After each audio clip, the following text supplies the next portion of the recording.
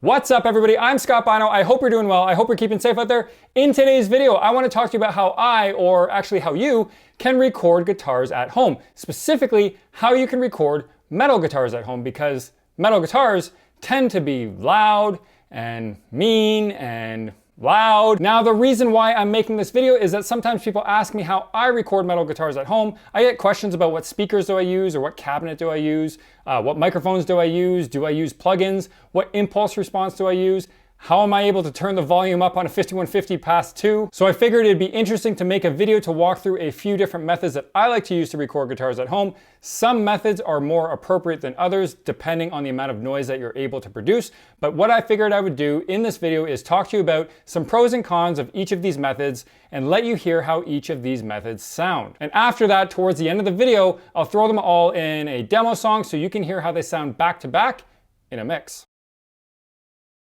All right, so the first method we'll talk about is the traditional, the old school method using real pedals, real amplifier, real cabinet, real microphones to record your guitars. All right, so let's talk about the pros of using this setup. It's as real as it gets. You know, this is basically what modelers and plugins are trying to emulate. It's been used for years, and there's a good chance most, if not all, of your favorite albums have been recorded this way. Now, this is obviously changing today with the advancement of technology. Many professionals are going the software route and using modelers and things like that. So it's not to say that everybody's using traditional recording techniques, but a lot of people still are. And another pro, I guess, is you win elitist points with audio snobs who say this is the only way to record guitars. But guess what? It's not the only way to record guitars. All right, so let's talk about some of the cons using the traditional method. It's fucking loud. Seriously, I can't stress this enough. To properly record like a good tube amp through a cabinet, it needs to be really loud. And depending on your living situation, it can be very difficult to do that if you have, let's say, roommates or some sort of shared wall dwelling, or you live in a condo, or if you're like me and you have kids, you can't just record whenever you want. Unless you hate your roommates, or you hate your neighbors, or you want them to hate you, well then go ahead and use this method. Also, recording this way is really expensive.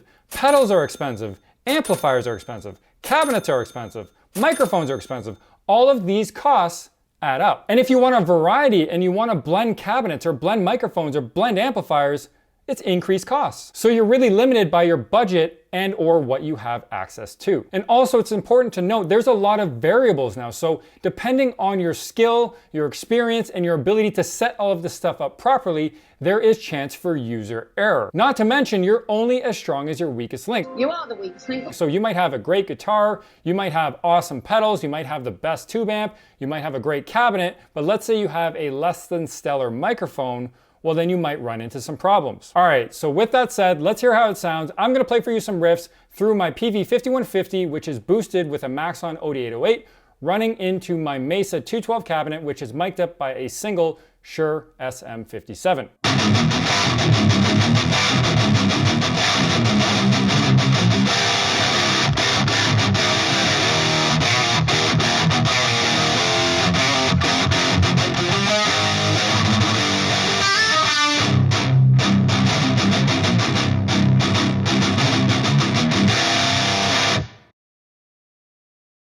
All right, so the next method is probably the complete polar opposite of the first method.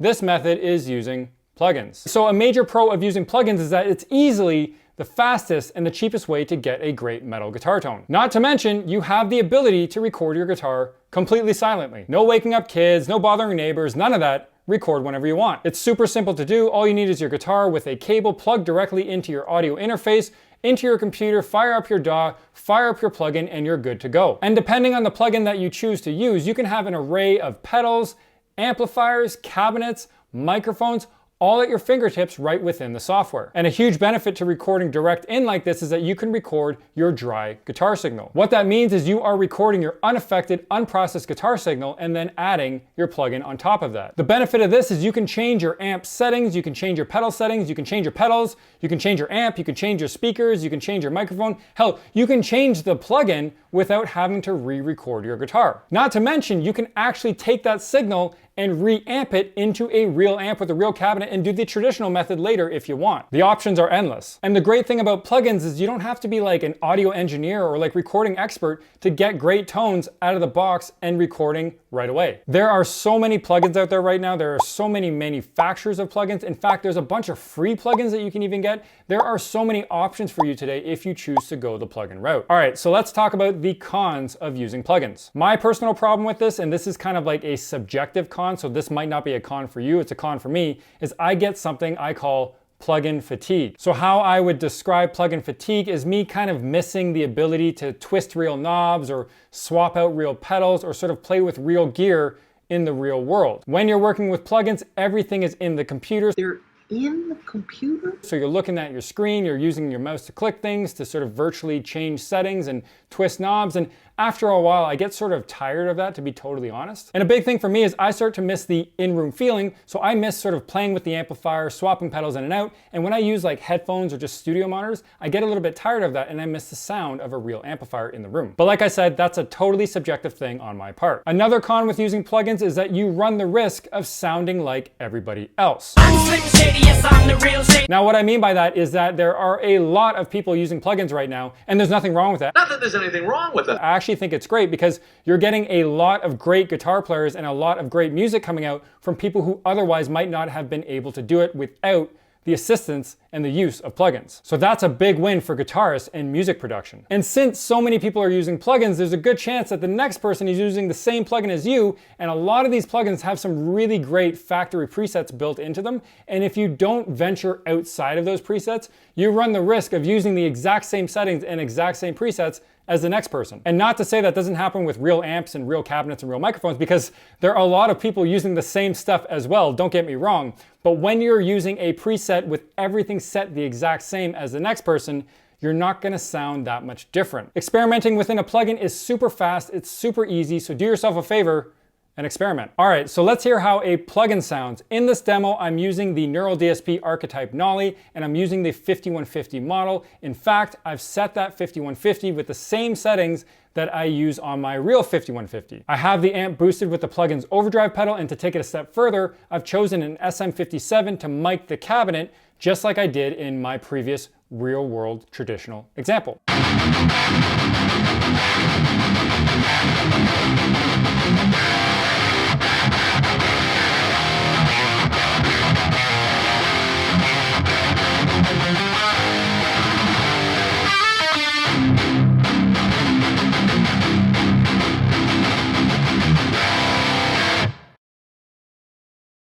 The next method is my favorite method and the one that I probably use the most, and I would call it a hybrid method because I think it takes the best of both the traditional route and then also the software and plugin route. And what I do is use real pedals, real amplifiers, but I don't use a cabinet and I don't use a microphone. Instead, I plug my amp into a Loadbox to handle the load of the amplifier, but then I also use an impulse response to simulate the cabinet and the microphone. Now, there are many reasons why I love this method, and there are many reasons why I think this is the best method, and I'll tell you about a few of them. I love this method because it uses real pedals, real amplifiers, you can try different combinations of things. It's great because you are interacting and using real gear. The real gear that software is trying to emulate. A huge benefit of this method that it shares with plugins is that you can record completely silently. Because you're bypassing your speaker cabinet and microphones and you're mimicking that in software through impulse responses, you're not bothering your kids, you're not bothering your neighbors, you're not bothering your roommates. You can record pretty much whenever you want, just like you can with software. And the great thing about impulse responses is that if you don't like one, you literally have like millions of other ones to choose from. There are so many impulse responses out there, and the impulse response can really drastically change your tone and your sound, so it's a great way to experiment. It's great because you're not limited by your budget and your ability to buy a bunch of cabinets and, you know, have a crazy expensive microphone locker with all sorts of different microphones to try, and you're also not limited by your recording and audio engineering knowledge on how to actually record and set those things up. Also, you're not just limited to out-of-the-box impulse responses. You can get software packages that allow you to mimic the movement of a microphone closer or further from the speaker, around the cone in different spots. You can swap out different cabinets, you can blend microphones. Your options are literally endless. All right, I'm gonna stop myself from fanboying out on this method any further. Let's talk about some of the cons associated with this hybrid method. Owning a bunch of different pedals and amps can get pretty expensive, so if you wanna try, blending different amps or trying different combinations of pedals and things like that, it can get pretty pricey and you are limited by your budget or your ability to access these pieces of gear. Not to mention, a good load box can cost a lot of money. In fact, it can cost more than your amp. I personally use the Two Notes Torpedo Studio, but there's also like the very popular Universal Audio aux box. Amazing unit, pretty expensive. Boss makes one. There's a handful of manufacturers out there that make them, not just in the sort of rack mount style, but there's also smaller format kind of pedal style. So there's a bunch of options out there for you to check out. All right, I'm gonna demo this hybrid method for you now. So what I'm doing is using a similar setup to what I did in the first traditional method. I'm using the same amp, so I'm using the Peavey 5150 with the same settings. I'm boosting that with the Maxon OD808, but instead of the cabinet, I'm running it into the Two Notes Torpedo Studio. And from there, I'm using a Zilla Cabs IR from GGD.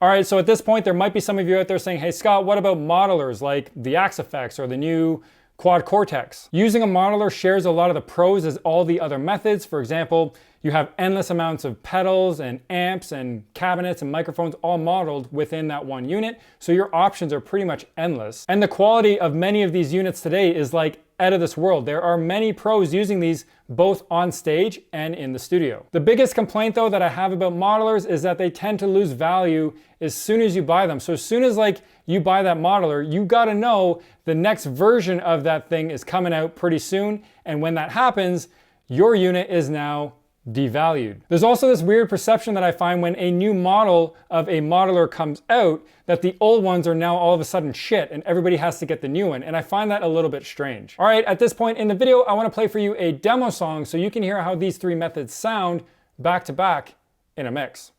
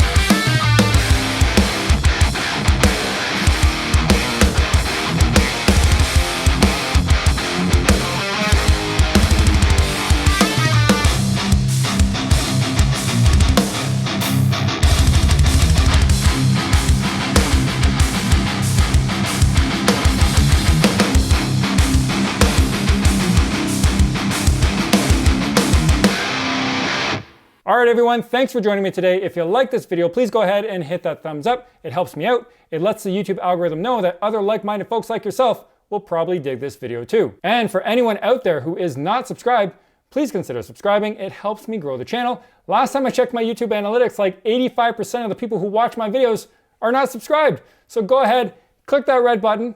It'll turn gray and we'll be friends. As always, remember, stay safe and stay heavy. Peace out.